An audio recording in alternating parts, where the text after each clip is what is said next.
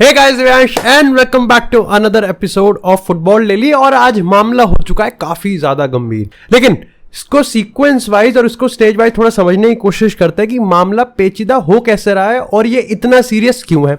अब सबसे पहले यहां पर समझ लेते हैं कि इंसिडेंट है क्या।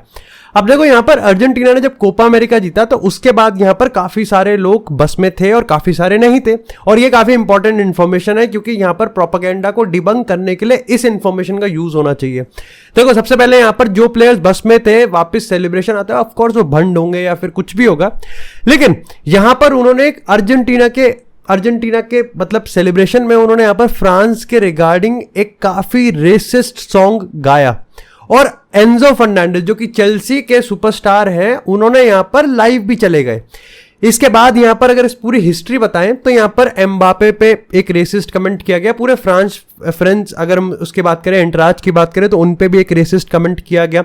गाना कुछ ऐसा था कि यहां पर किसी की मां कहीं से है, किसी का बाप कहीं से है, लेकिन पासपोर्ट जो है वो फ्रेंच है। और यहां पर इस तरीके से पूरा गाना और वो पूरी चैंट गाई गई।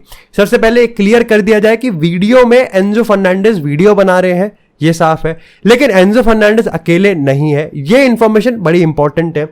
इसी के साथ यहां पर उस वीडियो में आप ये भी देख सकते हो कि किसी ने लास्ट में ये आवाज भी मारी थी कि रिकॉर्डिंग को स्टॉप किया जाए।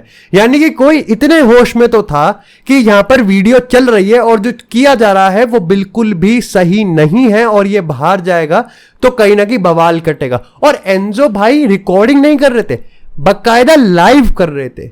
This is problematic. अब इसके बाद समझ लेते हैं कि अभी तक ऑफिशियली चीजें हो क्या गई हैं। सबसे पहले यहां पर अगर हम ब्रिटिश या फिर इंटरनेशनल फुटबॉल मीडिया की बात करें, जब उन्होंने अर्जेंटीना एसोसिएशन और यहां पर कॉन्मेबॉल से इसके रिगार्डिंग बात किया तो इस संदर्भ में अभी चुप्पी साधी हुई है। इसी के साथ यहां पर एंजो फर्नांडिस ने अपोलोजाइज यहां पर इशू किया है, लेकिन उस पर भी बात करते हैं, साइड में रखते हैं। चेल्सी ने भी यहां पर एक ऑफिशियल स्टेटमेंट दिया है। अगर प्रतिक्रिया की बात करें तो इस पॉइंट ऑफ टाइम पे फ्रेंच नेशनल के दो प्लेयर्स तो मैं समझ पा रहा हूं, जो कि मैं पब्लिकली देख पा रहा हूं। एक है वेस्ले फोफाना, यस चेल्सी के ही वो यहां पर उनके काउंटर पार्ट है और उनके सहपाठी हैं, लेकिन इसी के साथ यहां पर जूल्स कुंडे ने भी इस पे अपनी प्रतिक्रिया दी है। इसी के साथ यहां पर फ्रेंच एसोसिएशन की बात करें तो उन्होंने फीफा को और यहां पर उन्होंने अर्जेंटीना को बकायदा लेटर लिखा है और कोर्ट में ले गए हैं वो इस रेसिस्ट कमेंट पे। अब इसकी हिस्ट्री की बात कर लेते हैं। ये जो चैंट है ना, ये कोई अभी उत्पन्न नहीं हुआ है। ये एक्चुअली में वर्ल्ड कप 2022 के दौरान एक चैंट था, तब निकाला गया था, क्योंकि तुमको पता है कि यहां पर अर्जेंटीना वर्सेस फ्रांस का मैच हुआ था। उस टाइम यहां पर जो फैंस थे उन्होंने एक ये कमेंट, एक चैंट जारी किया था, एक गाना जारी किया था। अच्छा, इसकी अगर पूरी लिरिक्स बात करोगे तो इस गाने में एक टर्म भी यूज करते हैं वो, जिसका मतलब होता है कि एक आदमी जिसने ट्रांसजेंडर के साथ सेक्स किया। और तुमको पता है कि यहां पर ऐसी खबरें थी कि एम्बापे की जो लव इंटरेस्ट है वो एक ट्रांस है। तो डेफिनेटली अगेन ये तो और भी ज्यादा रेसिस्ट हो गया और ये और भी ज्यादा कहीं ना कहीं स्टीरियोटिपिकल हो गया कहीं ना कहीं, तब जब ब्लैक रेसिज्म के अगेंस्ट, क्या किसी भी तरीके के रेसिज्म के अगेंस्ट सबसे चरम सीमा पे फाइट है। और उसमें भी यहां पर अगर LGBTQ की बात करें तो उनको भी इंक्लूसिव रखा जा रहा है।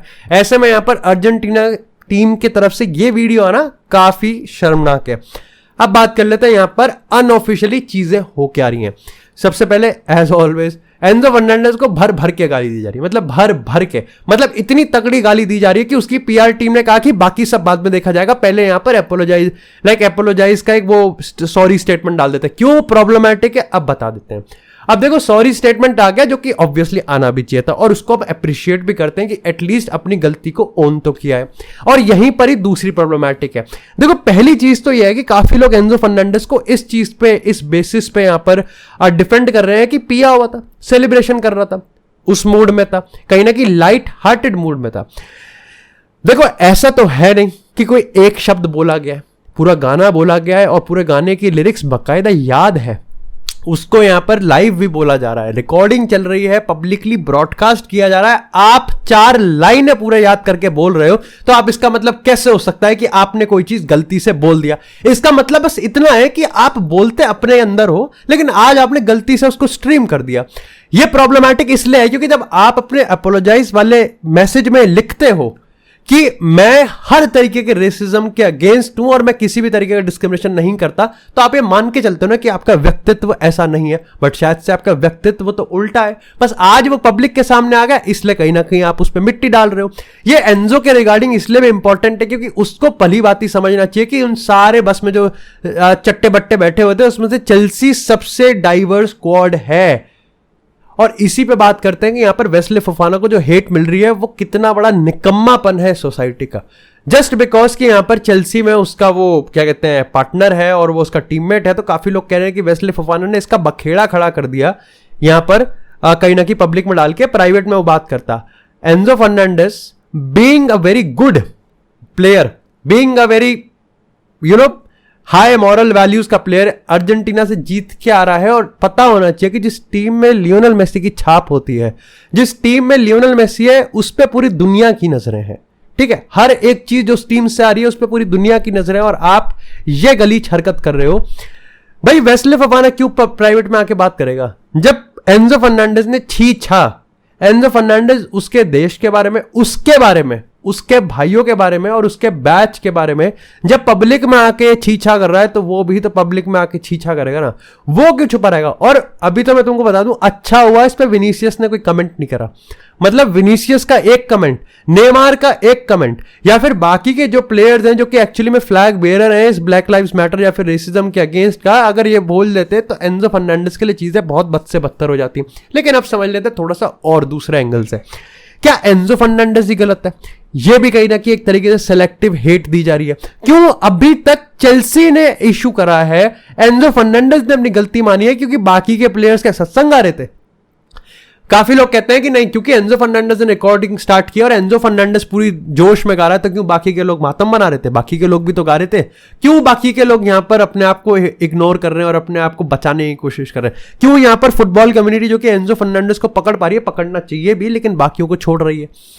और यहां पर मैं आपको बता दूं सेलेक्टिव प्रोपेगेंडा कैसे होता है। मेसी को घेरा जा रहा है और वो बेवकूफ जो कि मेसी को गाली दे रहे हैं या फिर बाकी प्लेयर्स को गाली दे रहे हैं जो कि उस बस में थे भी नहीं, साफ यहां पर बाकी न्यूज मीडिया ने इस चीज को कवर किया है कि लियोनेल मेसी इंटर मियामी को रिपोर्ट करने वाले हैं, तो वो उस बस में नहीं होने वाले। लेकिन जिनको प्रोपेगेंडा फैलाना है वो क्यों बोलने लगे इस बात पे, वो इस बात पे क्यों गौर करेंगे? अब दूसरी चीज पे बात करते हैं कि अब ऐसे में होना क्या चाहिए? क्या यहां पर बेच दो, क्या यहां पर बैन लगा दो, क्या कुछ कर दो? देखो मेरे को ऐसा लगता है कि सिर्फ अपोलोजाइज स्टेटमेंट पे तो आपको इशू, मतलब मामला रफा दफा नहीं करना चाहिए। सबसे पहले एंजो फर्नांडिस मेरे को लगता है कि होगा भी, ऑब्वियसली होना भी चाहिए। वो जब चेल्सी में वापस रिपोर्ट करेंगे तो भाई ड्रेसिंग रूम में अपनी गलती को माने, क्योंकि उसमें बहुत ब्लैक प्लेयर्स हैं, बहुत सारे फ्रेंच नेशनल्स हैं, तो उनसे अपनी गलती माने। मेरे को लगता है कि यहां पर उस कम्युनिटी को, बाकियों को भी ओन अप करना चाहिए जो कि उस बस में मौजूद थे। जो लोग यहां पर कह रहे हैं कि लियोनेल मेसी को बोलना चाहिए, नहीं बोलना चाहिए, मेरे को लगता है कि वो वॉलंटरी होना चाहिए। आई थिंक मेसी को पता है ये चीज कि अगर उसने बोला तो मामला कितना बद से बदतर हो जाएगा और एंजो फर्नांडिस का करियर लिटरली दांव पे आ जाएगा। अगर वो नहीं बोलेगा तो इट्स अंडरस्टैंडेबल।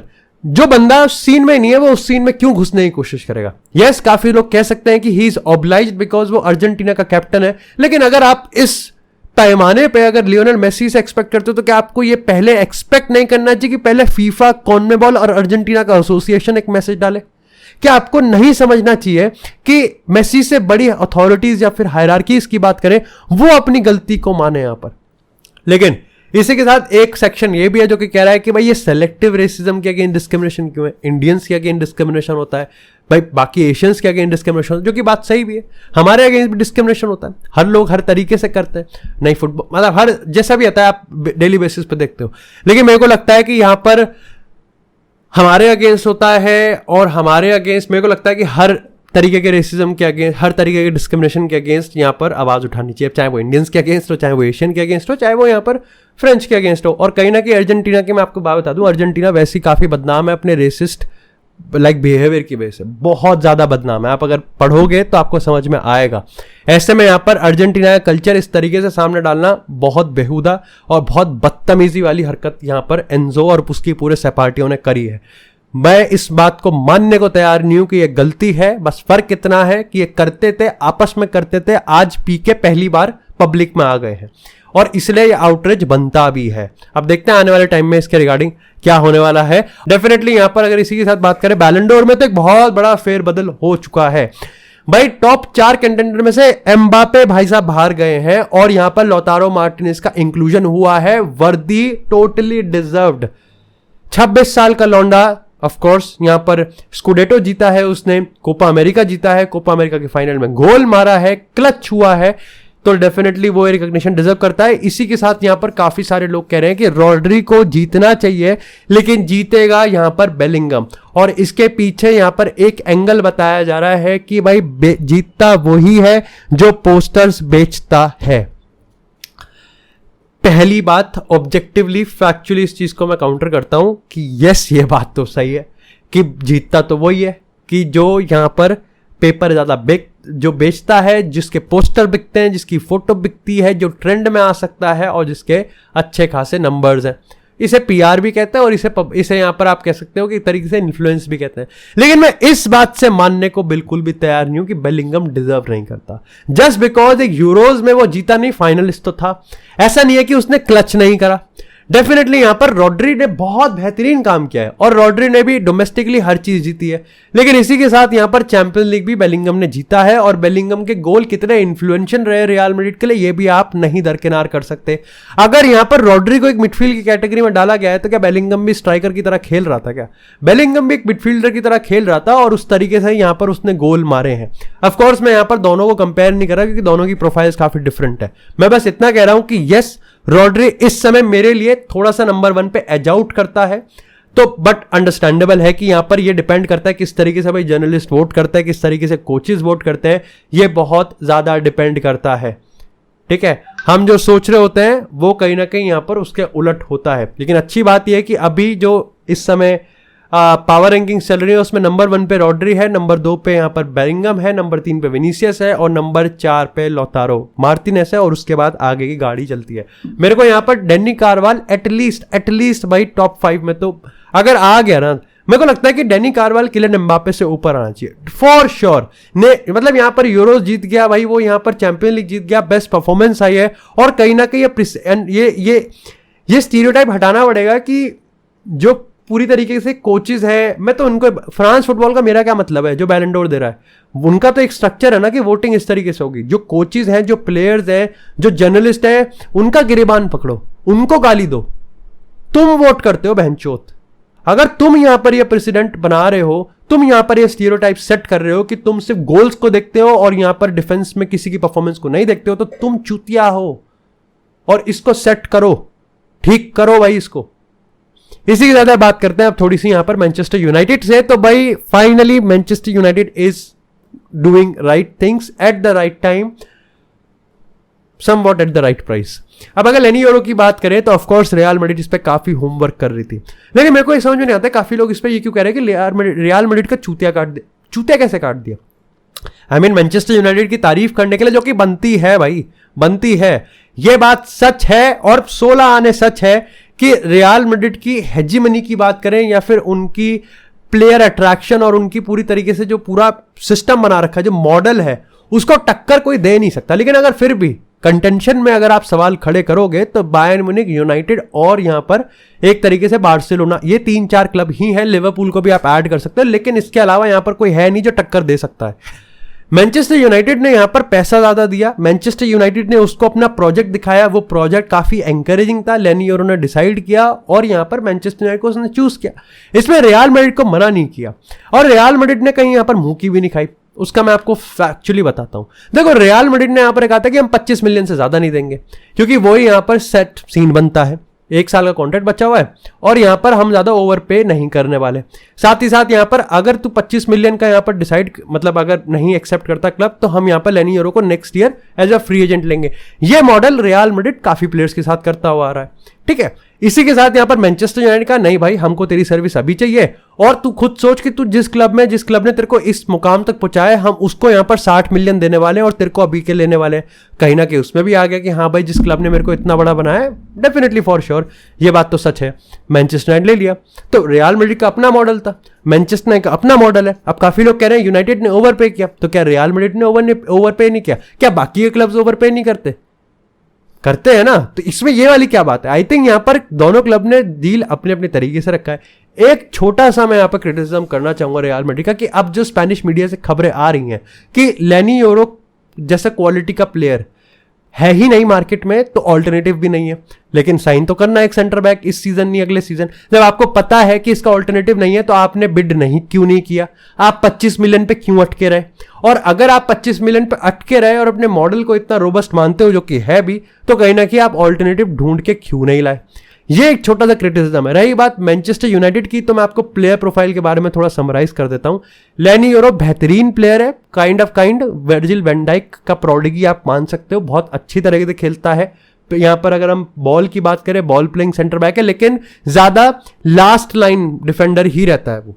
मतलब वो हमेशा लास्ट लाइन रहता है, एकदम से टैकल पे कूदता नहीं है, इतना नहीं कूदता है। अच्छी हाइट है, मतलब अब ऑफकोर्स तुमको यहाँ पर सोशल मीडिया पे उसके एरर्स दिखे। 18 साल का है भाई वो, बहुत बढ़िया है कॉन्फिडेंस में, अच्छा है, उसके नंबर्स अच्छे हैं, उसके टैकल्स अच्छे हैं, इंटरसेप्शन अच्छे हैं।